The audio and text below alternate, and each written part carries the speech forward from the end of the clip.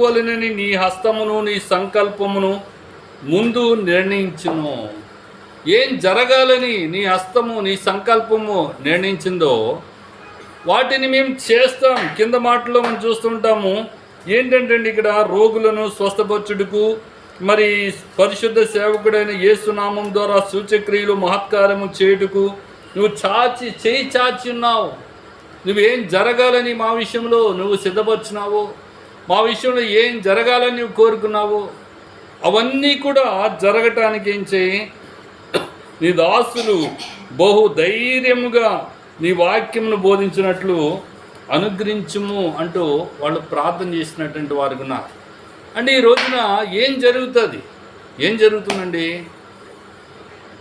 ఏం జరుగుతుంది అని అంటే, వాక్యమును బోధిస్తే కొడతారు, వాక్యమును బోధిస్తే చంపుతారు, వాక్యమును బోధిస్తే అడ్డగిస్తారు.